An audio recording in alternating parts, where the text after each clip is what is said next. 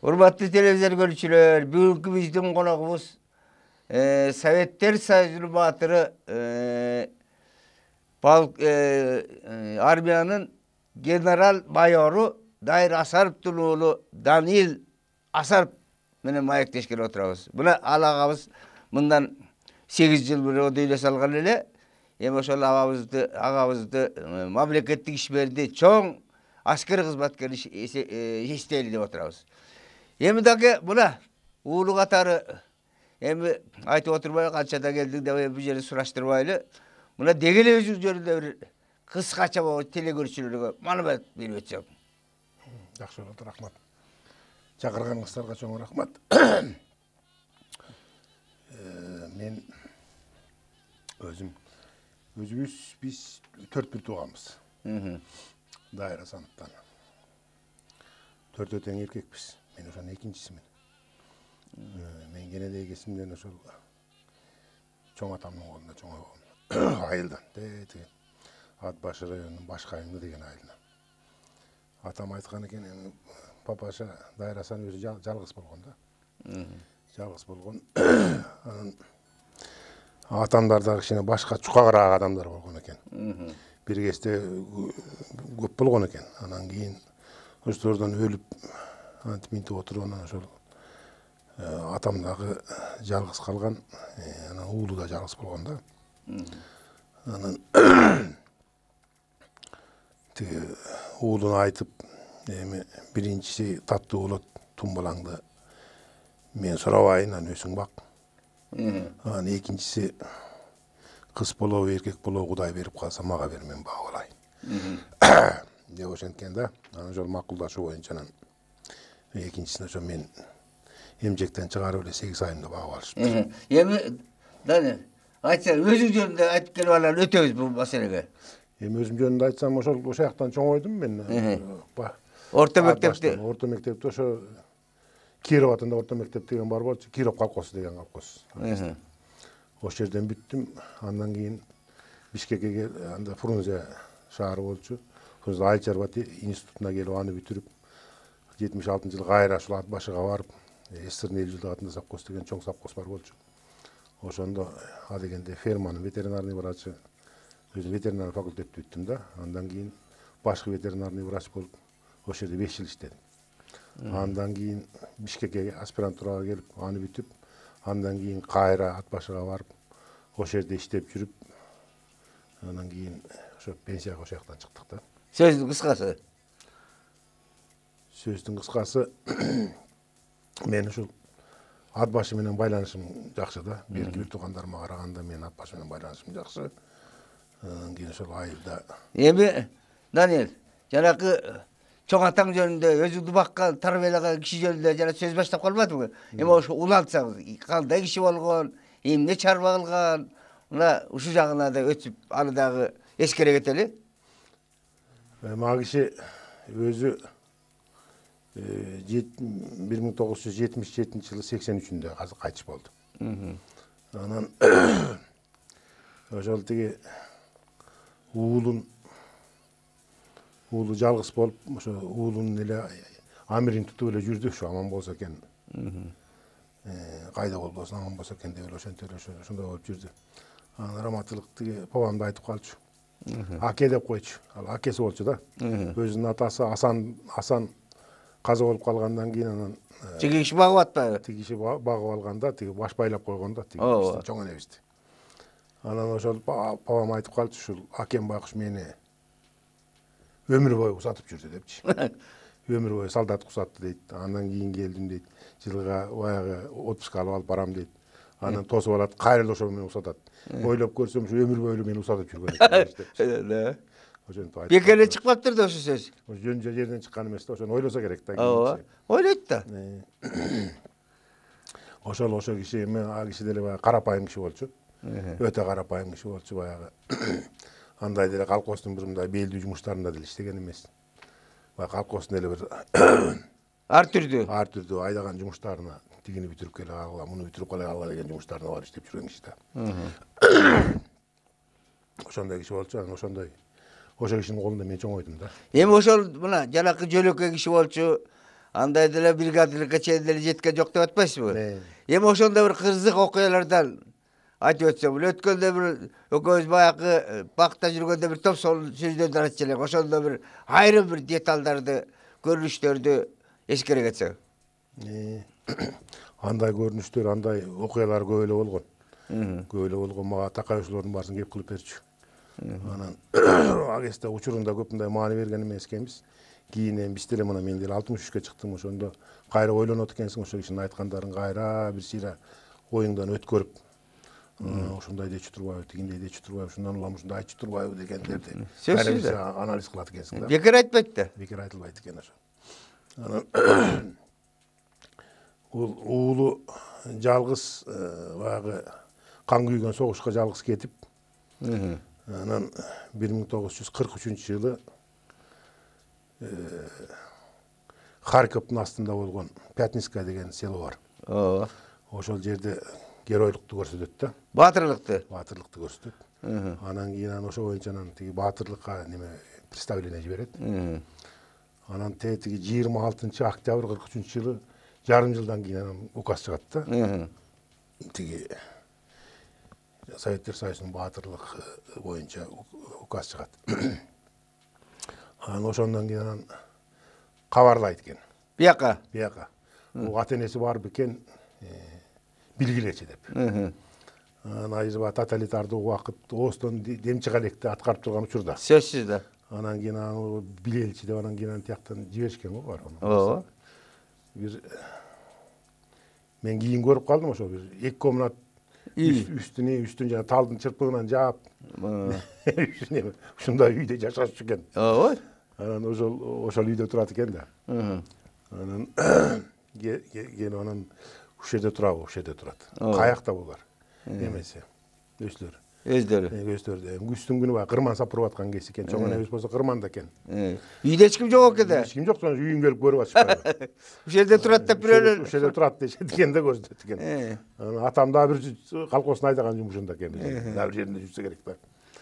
Анан кийин кой буну ата-энесин алдыралы баралы деп анан кырманга барышып. Анан энесин чакыртып, Дайыр Асановдун энеси ким деп ошо мен айдан деп анан келет экен. Баягы мындай астына ал жапкыч тагынып алган. Ал жапкычын үйсө басып баягы. Абай элдин турмушу начар, мүңкүрөп турган мезгил, аябай кыйын да. Согуш тиякта тиги болуп атса 43-эле жыл. Баягы согуштун деле немесинин дайыны жогураак кез. Анан ошондо турганда анан келет экен, айдан аман эсенсиңер, жакшы кабар алып келдиңер. Биздин уулубуз аманбы экен айдан эмне? Ошону узгулачу дейт да. Эмнени чакырып атасың? Жок. Ойдо ар кандай кетет да ою. Сөзсүз бөлүнөт да. Анан уулуңар таштаңыз жумушуңузду, жүрүңүз, үйүңүзгө барыңыз. Уулуңар ушундай Советтер Союзунун баатыры болду, указ чыкты. Биз атайын келдик, силердин турмуш шартыңарды көрөлү деп. Деп ошентсе анан айдан жүргүлө деп жумушун таштабайт дейт, жумушунчу таштаңыз. Тигилер таштатпайт да бар, иштеп аткан ишти. Бригадирлерине дайындап анан үйүнө алып келип, анан абышканда бир жерден таап келиптир. Анан үйүнө келип көрүп анан кийин эми ал тиги келет болуп атат да. Советтер Союзунун баатыры келет, анан жанындагылар дагы бар да. Эми башка да кабарчылар келип калышы мүмкүн. Кабарчылар толтура киши келет да. Анан келгенде анан үйүн кебетеси тиги да. Жок, ушуга киргизебиз, кандай болот эми? Балекет болбойт. Бул жагынан уят болбойбузбу? Я кандай болот эми беле? Тиги деп ошентип чыккан экен да. Ошентип анан кийин бир ылдый жагында эле бир 2 үйдөн кийин Төлөкүп Абдрахман деген кой ферма бар экен ошол кезде. Согуштан да бир комиссия этилип келген киши болуш керек, мен деле көрүп калдым кийин. Бир жак колу да мындай немерээк болгон киши болчу. Инвалид өңдөн өсөгөн киши. Ошол бир эле жыл болгон экен, жакшы балык чоң кылып жааганда шипыр жок. Жакшы үй тургузган экен ошол киши. Анан бул кимдин үйү дешет экен. Бер келген кишилер. Ушу кой фермабыздын үйү ушул жерде. Деп ошентет экен. Дагы кой фермаңарга башка үй тапкыла, дагы буну көчүргүлө. Да? Ушул үйгө киргизгиле. Килерди деп ошентишет экен. Анан да бир эле сүф деген эле сөз да. Башка сөз жок да. Башка сөз жок да. Аткарат да. Анан аны көчүрүп, бир жагына каягына көчүрдү билбейбиз. Сурап отурбак беле? Биз ошол үйгө киргизди дейт. Анан айдан бирөөнүн үйүнө тартып алып киргизип атасыңар болот. Бул эмне кылганыга? Эмне болобуш деп ошентсе айтыптыр да, абышка андай дебеңиз. Биз киргизип атабыз. Биз киргизип атабыз, биз жообун биз беребиз. Ал көп киши келет бияка. Киши өксү болбойт. Мындай Анан мындай тиги жанагы тиги үйүңүз туура келбей атат ылайыктар ушуга деп. Анан аки алып келип аны акилеп дагы ичинде омдоп сырдап кийим жок дейт. ооба. Кийим алып келип алып баягы тиктирип кийим кийгизип абышкага дагы энесине да. Сөзсүз да. Анан элдер жылаңач жыртып отурса улай барбады. Бул мен кийимди мен кийип алам. Энеси жакшы киши болгон экен. Деп анан кийим таратып ийиптир дейт элге. Да. Анан таратып ийсенен кийин канабай кийимдериңизди ошентсе элдер жылаңач жыртып отурса Мен кийип алмак. мен кийип алганым катыр. жетет боягы бир сыйлап отур. Кой андай деген болбойт. Кайра алдыртып келиңиз деп кайра чогултуруп келип ушундай болгон деп. Ой, деп. Анан кийин ошондой болуп турган тосуп алганда 1944-жылы Эми келген да. Даке. Эми ошол жанакыдай жогоруда кыскача алды түшүндүрдүк, да? Жанакыдай калда шарт экенин, жанагы угуп отурганда көрүп отуруп угуп атат да. Эми жанагы келгени биринчи жолу атаңдын, мисалы үчүн Дайыр аксакалдын абабыздын келгени биринчи жолу кайдан угулду, кандай угулду, өзүң ошол кай жерде эле Биз анда жарал элекмин да мен. Кечиресиз. Анан бул анан папам айтат. Раматов папам айтып калчу. Анан кийин тиги Верховный Советтин сессиясы болуп атат дейт Москвада. Анан ошондо тагыптыр да. Ошо Москваданбы? Москвадан тагыптыр колонный залдан. Геройлук бүт ошо жерге бүт фронттордун баарысын чогултуп келип ошо жерден тагыптыр Асанов деген мен 2-3 кишиден кийин эле мен чыктым дейт. Списке тизме боюнча, алфавит боюнча чыгарат. Алфавит боюнча башында. Калинин кадимки Калин всесоюзный староста. Ошонун колунан алдым дейт. Анан бизге неме берди дейт, дегенде көрсөтмө берди дейт. Колун катуу силкпей эле, тиги жашыл улайып калды, тигинтиле ошентип. Строевой неме менен барып, как положено. Баягы шак менен военный тартип менен барат да. Мен ушундай келдим, сиздин колуңуздан эме алганга, сыйлык алганга деп ошентип анан. Мен сыйлыкты колумду кармап анан силкен жокмун дейт, анан колун кармап берди дейт. Ошондо Отечественный война биринчи степень, Ленин ордени, за отвагу деген медалдан бирди. Ошолордун баары чогулуп калган экен, ошолордун баары чогултуп берди дейт. Баягы жылдызга чейинкилердин баарын чогултуп ошол жерден берди дейт. Көкүрөгүм жайнап эле калды дейт. Ошол завод таккан экен да. Ошол жерден эле тагышты дейт. Келип отургандан эле тагып беришти дейт баягы. Анан биздин ошондо жанагы Али Анаров, бу Кызыл Чачы апабыз, Зоорака Кайназарова, Кайназарова, Кайтакын Ташууров деген ошолорду важный герой Соструда болуп даже биринчи болуп калган да. Болгон дейт. Анан ошолор Верховный Советте депутат экен дейт ошолордун баарысы. Үчөтө. Тиги ким дейт? Кулатов. Жогорку Совет. Жогорку Совет. Вагып деген бир секретарь бар эле дейт ошолор. Анан кийин ошолор менен анан правительство вагон менен алып кетти дейт. Мен алып кетти. Ташмамат Жумабай экөөбүздү дейт. Каяка алып кеттир? Кыргызстанга алып кетти. Бияка. Маселе коюптур да. Эми эл мүнкүрөп кыйын болуп турат дейт. Акыбалы. Ошолдун бир моралдык, психологиялык бир мындай немесин духун көтөрсүн элди. Элди араласын. Элдерге жолугуштуу уюштуралы барып. Ушуну уруксат бергиле деп анан ошол тиги жогору жагына чейин маселе койгон окшойт дейт. Уруксат берип. Чечилген да. Анан ошол менен правительство вагон менен келдик дейт. Анан келатканда айтты дейт. Ата энеңиз да күтүп алат, келишти деп айтты дейт. Анан Раматов папам айтып калчу. Баягы эле көз алдым эле баягы согушка чейинки эле баягы узатуулар бар, салбыраган кийим бар, жүрөгүмдө турмуш көз алдыма тартылат дейт. Жок, келишет дейт. Эми ушулар кантип келет ошолордун кебе десе тигиндей болсо. Деп ой санасы бар. Ой санам эле ошо дейт. Анан келдик дейт. Келсек бул Бишкекке келип атат биринчи жолу. Фрунзеге келип атат да. Жана вокзалга келип атат да. Анан байыргандай киши көп дейт айдан. Ошо мени Гагарин тоскондой тосуп алган ошо кез. Сөздүн кыскасы. Деп айтчу папам. Анан келсем буту атам менен энем дагы келип немелейт, жакшынакай кийгизип коюптур дейт. Өң башы жакшынакай дейт. Кадимкидей. Анан кийин келип анан Ташмамат Жумабаевдин жери алыс болуп калып, оштон кире албай калыптыр дейт ата-энеси. Анан ошол тиги мен атам менен энем жаңысы барып анан ошолор тосуп алышты дейт. Анан тосуп алып ат башын көздөй алып кетти. Ал Ташмаа Жумабаев түштүк жакты кыдырды дейт. Бул түндүк. Түндүк көлдү кыдырдым дейт, анан кийин Тянь-Шанды кыдырдым дейт. Анан частично Чүйдү кыдырдым дейт. Таласты да кыдырса керек эми азыр. Таласты айтчу эмес, талас. Чүй, Тянь-Шан, көлдү кыдырдым дейт. Мында жана ким Курмангалык Аракеев. Көп жыл неме болуп турбадыбы? Тиги президент академияны алып. Илимдер академиясы президент. Ошол киши секретарь ЦК болчу дейт. Анан ошол киши мени менен кошо жүрдү дейт. Кайда барса? Кайда барса ошол кыдыруу бүткүчүмгө чейин чогуу жүрдүк дейт. 1 айбы, 2 айбы? Ошону айтып калчу. Чогуу жүрдүк Курмангалык Каракеев менен деп. Эми Даниил, бери кара берилеп келели. Эми жанакы өзүңдүн апаң жөнүндө, андан кийинки мына бу жерге жана кыдырып чык деп атпайсызбы? Мындайча айтканда Түндүк Кыргызстанды. Ошондон кийинки сапарың кандай болду? Мына ошол жөнүндө өзүң менен байлашың, жанакы өзүнүн ата-энеси менен айтып атпайбы, жана тосуп алып атпайбы? Мына ошолор менен байлаш. Ошол эле тиги ат башыга келип кетүүсү кандай болду? Мына ошол жөнүндө сөз кылалы. Эми ошондо прессалар бүт барган экен. Ошол кездеги тартылган сүрөттөр бар. Мореке улуттук Дайыр Асанов атындагы лицейде. Военный лицей бар эмеспи? Аскер лицейи. Ошондо Дайыр Асановдун музейи бар ичинде. Жакшы.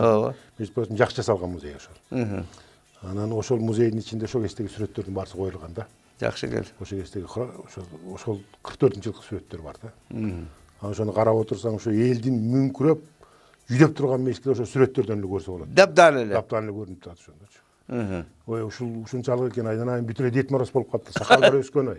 Ушу сакал алганга чололор келбей калганбы деп ойлойм да мен. Бир жагынан ойлоп келсе. Ойлойсуң да ошончу. Ушундай сүрөттөрүн көрүп таң каласың да, ушундай экен элин. Айдан айын бир кийимдери да бир башкача ушундай. Көрүп алып турган, кыйын эле болгон экен дейсиң да, өз көзүң менен көргөндөн кийин. Ооз кайтып берген эмес, ошо тиерде сүрөттө да аны көрүнүп турат да. Ошол кездеги кишилердин жашоо акыбалы ошо сүрөттөн көрсө болот да. Эми жанакы кызыккандар бар, ошону көрүп койсо болот, жакшы музей. Бул жагынан да, ошол доор, ошол заман, ошол учур дагы көрүнөт экен да. Көрүнөт ошол жерден, ошону көрсө болот. Анан ошол жанакыдай андай камалын кайыкта болду. Анан ушул жөнүндө сөз кылсаң. Андан кийин эле баягы бир сыйра кыдырып бүткөндөн эле кайра фронтко кетиптир. Да? Кайра фронтко кетип. Эми согуш бүтө элек да. 45-жыл болду эле. 45-жылкы болду эле. 44-жылдын эле орто чени болуп атпайбы? Ооба. Анан кийин бирок баягы мурункудай напряжение жогораак болуп калган мезгил да. Эми баягы немеден тарыхтан билебиз да. Ооба. Анан барып ошол тиги согушка барып неметкенден кийин эле бир аз согушуптур, бир 3-4 ай. Андан кийин Кыргызстанда военный кадр керек, сиздердин окушуңар керек, сиздер даярдашыбыз керек деп эле анан аскер училищесине жибериптир. Ошол анда аскер училищесин окуп калдым. Москвадабы? Жок, Москвада эмес, Ульяновскда. Да. Ульяновскдан окуптур. Аскер училищесин. Анан ушундай жерлеринде болуп калыптыр, анан баягы толук неме көп кирбептир. Эми тиги жеңиш болгуча. Жеңиш болгучакты. Анан жеңишти Кай жерде тосуптур? Жеңишти Прагадан тостум деп калчу. Жеңишти Прагадан тостум, өзүмдүн военный часым менен тостум. Кайра апарган барган экен. Барган экен да. Барып Прагадан тостум деп калчу өзү. Коневдин 2-чи Украинский фронттун командующий Коневдин армиясында болгон да. Коневдин фронтунда. Анан командующий. Ошол анан кийин тиги кайра ат башыга барсак, уулумуз атты да, кетти да. Кайра кетпеди, айтпадым аны. Кайра кетти да, анан кийин тиги абышка кемпир калды да. Ооба.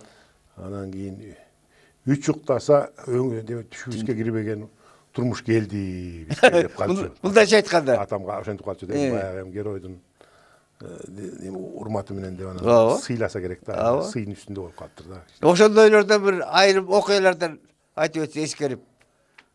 Жанакы бекер айткан жокту, 3 уктаса түшкө кирбеген окуя болду, турмуш болду деп.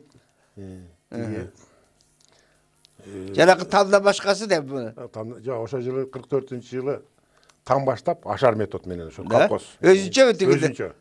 Өзүнчө эми тигишин тамын эметпесе керек да. Анан ошол 44-жылы ноябрь айында тамды бүтүрүп, мен ошо тамда чоңойдум. Да. Ошо тамга киргизишет да. Анан тиги там бошотуп берет. Бир 3-5 айда эле бүткөн экен да. Бат эле бүтүрөт да. Жок, жайын тиги билем 44-жылы Fevralda gelip ketip atат da, fevral martlarda. Анан кийин жай башталганда эле башталыптыр. Ошол 3-4 ай, 5-6 айда бүтсөсө керек да. Анан ошого кирип палтамды ошол жакшы там салган экен ошону. Канча бөлмө ошол? 2-5 деп аяктай. 4 бөлмө. Там.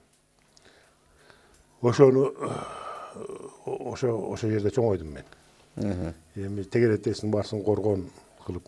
Бак тигип. Мектептин балдары тиккен бак. Ага чейин ал ат башыга бактылардар болбосо керек. Эми бак тиксе керек, бирок анчалык көп тикпесе керек да. Анан ошондой кылып жакшынакай шартын түзүп анан киргизип койсо керек да. Анан кийин колхоздун башкармасы баягы тиги немелердин баарысы келип эле акыбалымды сурап атса, кандай жакшы турдуңар, баста турса, мындай кемчилигиңер жокпу турмушуңар тигиндей мындай деп ошентип атсанан, ошондон айтылган сөз болсо керек. Бекер айтпайт да. Чуктаса түшүмө кирбеген оокат. Эми дагы бир кызыгы бар, жана жогоруда айтып атпайсызбы? Көз менен да сүйлөшкөндө айтып калчу эмес белем. Ошол киши абдан жоош экен, кайда айдаса ошол жака барып, эмне жумуш берсе аткара берчү экен. Ошол үчүн жанагы аты дагы өзгөрүп калган деген сөздү айтпадык беле. Бул ошол жөнүндө да кичине кыстарып өтсөк. Анан мен жанагы герой болгон жөнүндө да бир айтайын да. Жок, бер жагынан аны айтасың. Жанагы атаң, чоң атаң жөнүндө жанагы. Эми ал киши элпек киши болчу. Ошо айтты. Жөөлө чуркап эле ушинтип жүргөн киши болчу. Жанагыдай така кыймылда жүргөн киши болчу. Өтө жөнөкөй. Өтө жөнөкөй. Анан бул киши жерлерге айдаган деп калчу. Бул Көкөмерендин каналын касып деп эле калчу. Көкөмерендин каналы каягына касылган эле билбейм ушу. Бар айтпадык беле тиги ошол эки киши кошо келип, ошол жакта бир жарым ай жүрүп, анан качып чыгып дегендей кылып. Неме деген бар болчу дейт, бир Мамбеталы деген, чоң баш Мамбеталы деген бар болчу дейт. Анан ошол экөөбүз келип ошо Көкөмерен каналын касып атабыз. Көп дейт аябай. Бүт сүрүп келди дейт ошол жерге. Ал тиги эмеде да тиги Жумгалда касып атабыз дейт. Анан асыл ошо каягында экенин билбейм ушу Көкөмерен каналы. Анан касып анан өзү немеден жаман коркчу багыш атам. Эмнеде? Жанагы кескелдирик, жылан, бака сакалардан коркчу да аябай. Идиркей келчү. Идиркей келет да. Анан кийин ысык жер болот экен дейт. Анан башын суудан чыгарып алып эле суунун ар көйүсүнө бир көйүсүнө сүзгөндө жыландар болот. Суу жыландар болот экен. Суу жыландар болот экен деп калчу. Анан кийин бака, кескелдирик ушундай эле көп экен. Чаян паяндар көп жер болот экен дейт. Ысык жерде болот да. Ооба. Ошолордон коркуп, түн үчүн уктай албайм дейт. Киши деген көп дейт, анан кымылдайт дейт. Анан жана чоң баш Мамбеталы деп жанына келген киши айтты дейт.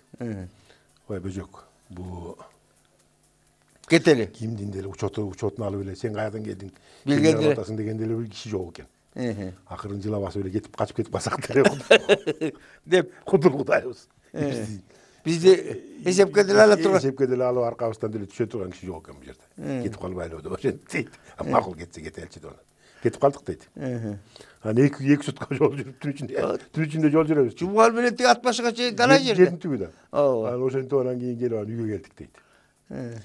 Анан үйгө келсе эле кемпирим эле кейип калды дейт. Анан эмне кылабыз? Эми сен камаласың, камап кетпесе экен. Качып келсеңер депчи. Анан Мамбеталы экөөбүз ушинтип келдик, айта деле мындай элдердин учетун алган деле киши жок экен ушундай келип. Ошондо билинбей эле калыптыр да. Жок, келиптир да. Келгенден эле эртең менен эле эшикти тыкылдатты дейт. Эшикти тырсылдатып. Ай бөжөк, Мамбеталы экөөңөр качып келген турбайсыңар тияктан. Көрдүңүзбү жана КГБнын иштегенин? Ооба. Неме деле кайра кеткиле, соттолуп кетесиңер. Деп ошентти дейт. Бирсиде баягы кийим-чийимибизди алмаштырып эле кайра жөнөттүк дейт. Түнү менен кеттик дейт ошо. Кайра барып анан кийин кайра барып бир 2 жумадай иштеп тургандан кийин бошотту дейт. Согуш күчөп кетти.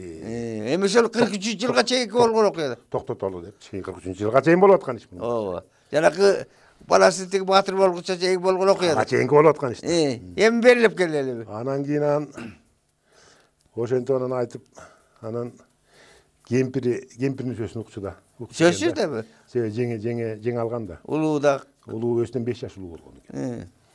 Анан баягы Мамбеталы жаман тажап кеттик дейт жумуштанчы. Ойдан айни жаман жалакайланып кеттик дейт. Анан Мамбеталы айтты дейт баягы дагы. Ай бөжөк. Айдан өлүп калабыз го бу жерде.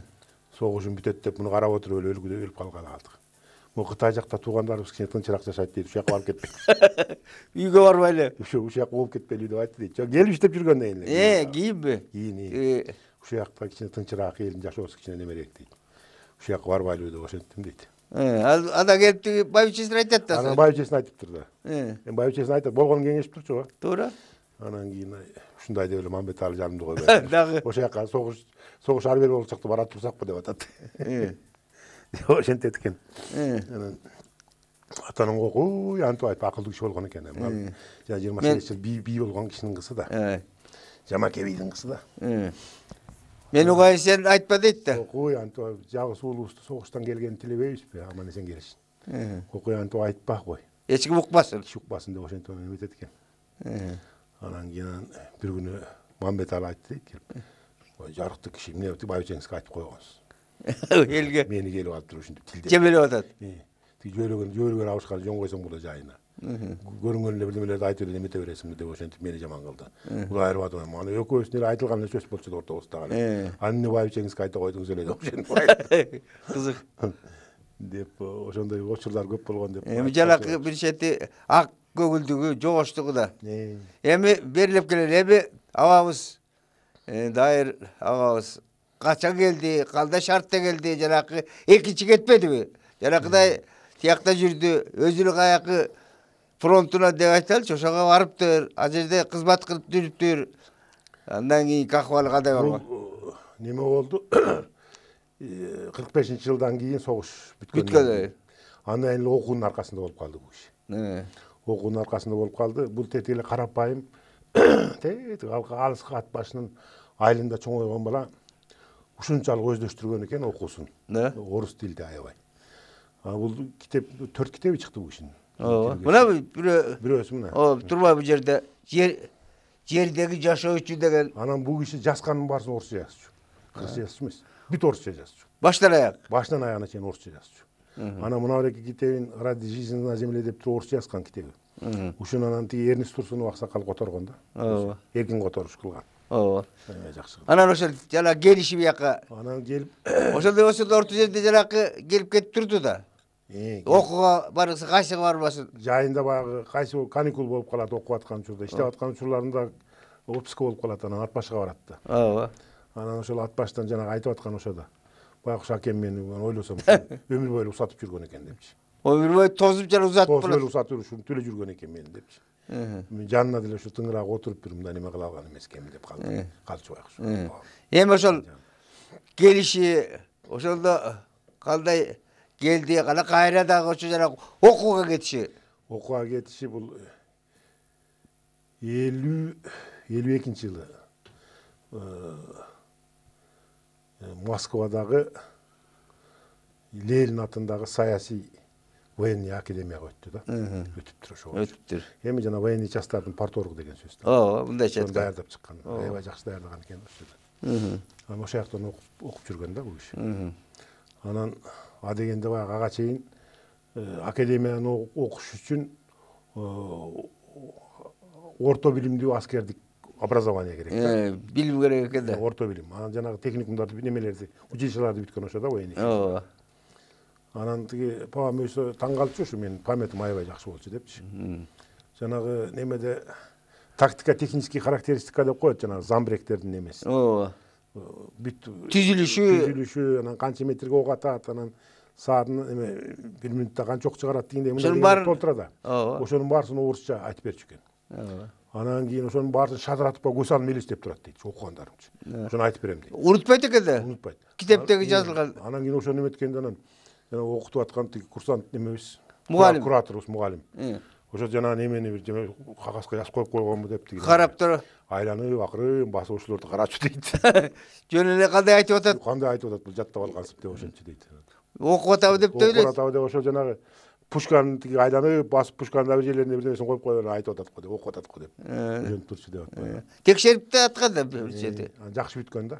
Анан төртөөбүз ошол жактан Москвадан эметкенбиз, төрөлгөнбүз. Кандайча болуп ошол жака барып калды? Жанакы окууга орто мектепте ошол Москвадан окуп калдыңарбы? Төрөлгөн.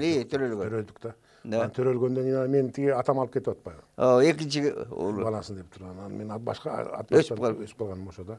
Анан калгандардын баарысы окууну бүткөндөн кийин Ташкентке келет. Ташкентке тиги распределение кылат да. Военный частка. Анан Ташкентте дагы иштеп жүргөндө жакшы иштеген экен. Канча жыл иштептир ал жерде? Ташкентте 4 жыл иштептир. 4 жыл иштеп, жанагы Ташкент областынын немеси болуптур. Аскер комиссарият. Депутат. Депутат. Депутат болуптур. Жана ошо жерде бир часттын немеси болгон экен. Замполит болуп иштеген экен ошо жерде. Анан ушундай. Андан кийин ал жерде 4 жыл иштептир. Андан кийин Кир военкоматка келет. Бу жерге. Фрунзеге. Кир военкоматка келип, Кир военкоматта да 3 жыл иштеп, андан кийин Токмокко барат. Токмокто баягы Хрущевдун объединенный немелеринде. Объединенный жанагы кемин, чүй, сыгата, кант ушулардын баарын чогултуп туруп бир военкомат кылган дейт. Бир 4-5 район, 4 район. Ошол жерде объединенный военкоматтардын военкому болуп иштейт. Ал жерде дагы 6 жыл иштейт. Баш аягы. Ал жерден иштеп, андан кийин Бишкектеги бул Ленин районунун военкому болуп иштеди. Ал жерде канча иштеди? Ленин районунун военкому болуп 70-жылдан 82 12 жыл иштеди. 12 жыл иштеди. Андан кийин отставкага чыкты. Отставкага чыккандан кийин анан бул немени сунуш кылышты да. Военный лицейди жаңыдан курулуп аткан. Анан өмүрүнүн акырына чейин ошол жакта иштеди. Ошол жерде башчы болду алгач. Алгачкы эле ошонун директору ошо болду. Канча жыл болду ал жерде? Ал жерде 83-жылдан баштап 96-жылга чейин, 97-жылга чейин иштеди.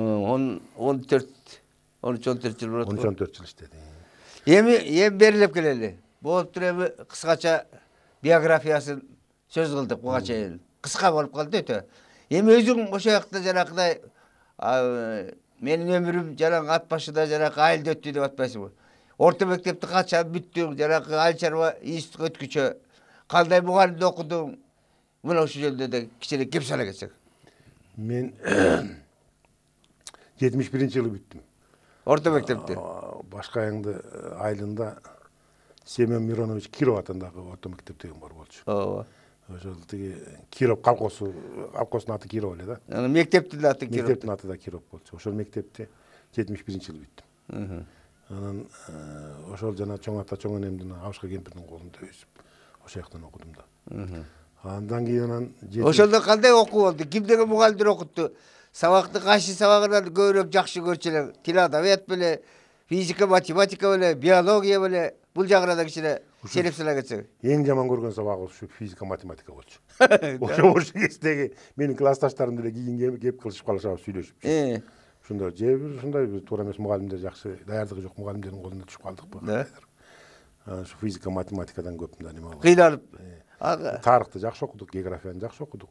Тил адабиятты анда тил адабиятты Мамбет Казиев Аалы деген агайыбыз сабак берчү, абдан жакшы. Бул жагынан жакшы аякты жакшы билдик. Эми даке мына эми жанагы кайрыларды абабызга мына келгенде эмне деп айтчу эле, өзүңө эмне кандай мамиле кылчу эле, мына ушул жөнүндө эмнени көбүрөөк айтчу эле, айланайын бала окуунун тигит бут деп айтса керек эми сөзсүз. Ошол сыяктуу. Илбой атанын айткан ошо да. Ооба. Анан кийин мен ушул кийин окууну бүтүп тиякта иштеп жүргөндө келгенде деле ушул сурай берчү. Эмне деп сурачу? Айылдагыларды сурачу да. Тиги кандай, бул кандай? Баягы тиги бу жерде тиги жашачу эле, ошондон кийин тукум барбы, кимиси бар, мындай бир иштеп оокаттарына тың оокат кылып жүргөндөр барбы, тигил бул деп үймө үй сурачу да. Үймө үй сурачу. Билгендер бүт эле. Билгендерин бүт эле сурай берчү. Мен бул немесин жетишинче айтып берчүмүн. Анда памятте күчтүү экен. Аны айтып берсем, тигит кимде болуп калган турбайбы, мындай болуп калып.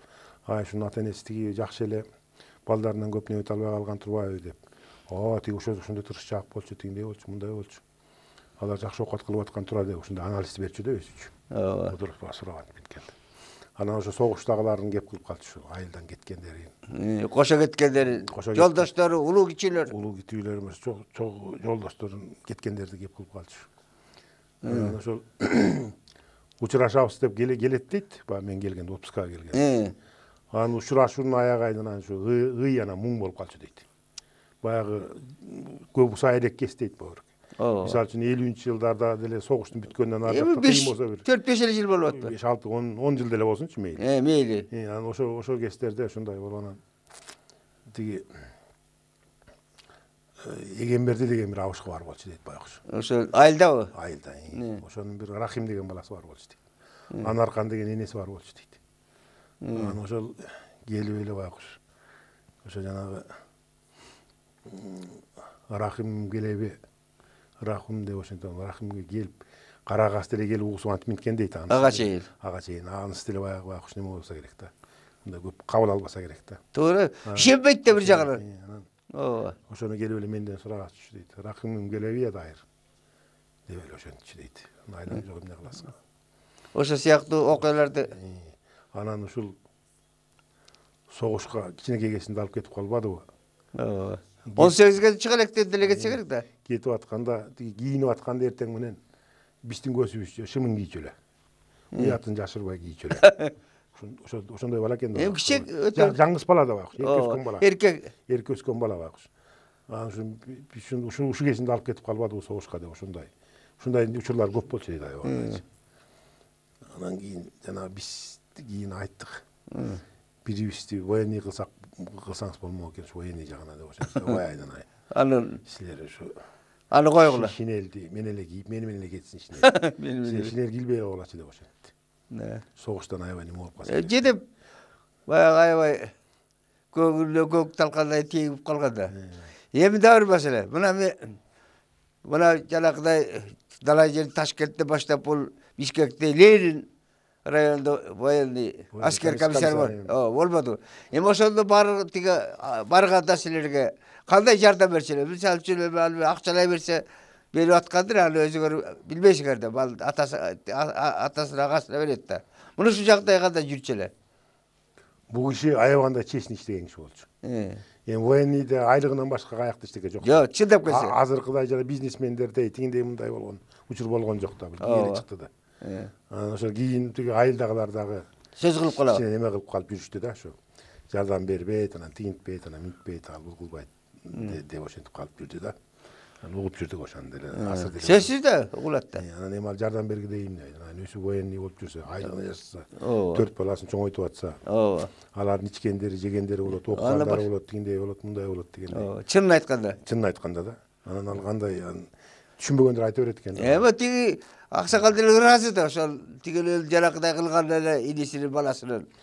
Ошо да келип ошого такалат да.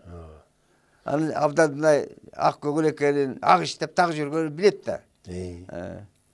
Анан кийин айтып жүрүшөт ошону. Эми айта берет да. Честный иштеген экен, ушу дайыр экен. Ушундай экен, тигиндей экен. Балдарын дагы, ушу кийинкилерин дагы ушул честный өзүндөй кылып неметип койгон экен, тарбиялаган экен ал бул деп ошентип жүрүштү, айтып жүрүшөт да.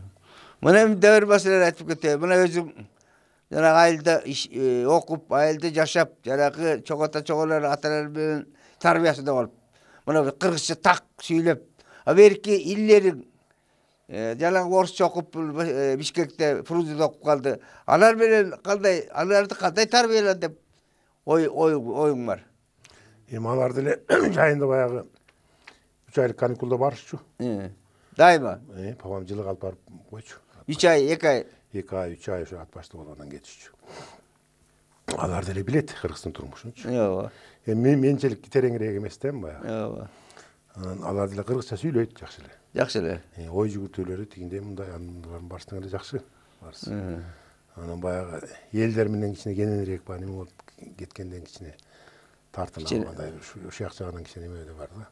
Болбосо бар жайында эле. Барсы. Кесиби эмне кызматта мисалы үчүн ошолор азыркы жерде Бишкекте турушат албетте. Бишкекте турушат. Үчөөтөң эле Бишкекте турушат. Эмне кызматта мисалы? Улуу агабыз өзү мугалим.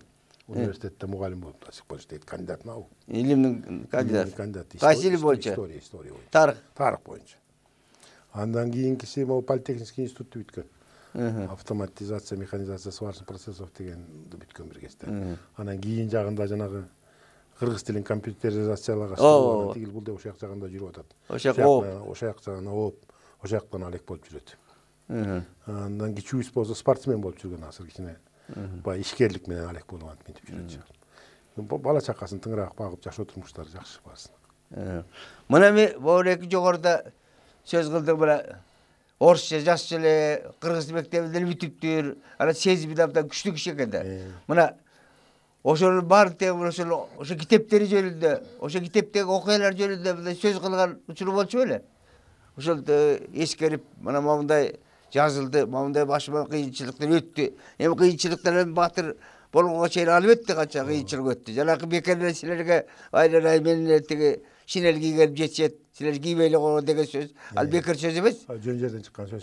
Мына ушул жагына дагы бул өтсө китептери, чыгармачыл киши экен көп эле. Чыгармачыл киши болчу бул киши. Эми бул жана китептерин жазган бери китептерин бир айтып калып айтчумун мен, мындай бир хронология жазып чыкпайсызбы? Баштан аяк. Баштан аягына чейин бир өзүңүздүн башыңыздан өткөргөндөрдү, фронтто болобу же кийин биякта болгон жерлер деп ошентсем мен жазбайм дейт, аны жазгым келбейт дейт. Ал эми мындай кандай десем, өзүмдөн ичимде калса дегендей. Жок, ошондой деп да айтат анан, бирок аны көп мындай дешевый дегендей кылчу да, жазып коюш депчи. Анализ деп жазгандар да, могулар анализ деп жазылган көп нерселер. Ошондой кылып андан көрөк момундай проблемный немелер жазыш керек деп ушулар. Элге керектүү жагы да бар. Керектүү жагын депчи. Аны мен барып тияктан тигини тиги мылтык атып тияктан жашынып, анан тигине мындай деп туруп анын баарысын жазган менен болбойт. Болбогон. Жасылып окулуп жатпайбы дейт. Аны кайталаганды кереги деген. Кайталагандын эмне кереги бар деп. Анан деги эле бул өзү үй бүлөдө балдарла кандай мамиле, жумшак беле, катуу беле, ушу жагы кандай эле деги эле. Айрымда барганда андай мамилесин өзүңүзгө деле көрсөтүшү мүмкүн. Бул киши ушундай сөздөрдү көп сурачу менден дагы, бизден дагы көп сурачу да. Ой, бул киши аябай турмук да, тиги жумушта аябагандай строгий. Үйдө кандай я силерге тиги. Кандай мамиле кылат? Кандай сөз айтат? Деп ошентип неме кылчу да, анан бирок андай эмес көрө алган жокпуз. Аталык мээримин төгүп турчу бул киши. Бул жагына. Себеби жалгыз экен да бул киши. Жалгыз да жалгыз. Ой, жалгыз болсо дагы тубаса билебиз. Аялына кылган мамиле болобу? Ар кандай да жалгыздыкты адам мүмкүн таасир эткендир, бирок мындай бир мындай жасалма ар кандай да адам баласы. Анан бирок мындай негиздүү сөздөрдү сүйлөп койчу да. Ай сен момундай кылып атырсың, тигиндей мындай аламына деген андай жок. Майда барат. Майда барат. Андай мындайга жок да. Мындай негиздүү нерселерди айтат. Мисалы үчүн, ошо негиздүү болгондо. Эми баягы окуу, жакшы жүрө. Эми жалпы сөз ал. Мындай деген бир немеси бар болчу. 7 минутный дейт да. 7 минутный бир жыргалга ооп кетпегиле деп. Баары дешевый мындай бир ошонун жагына карап, негиздүүнү ар жакта жумушуңарды таштап коюп туруп жыргалга ооп кетпегиле депчү да. Ойноп күлгөнгө азыраак.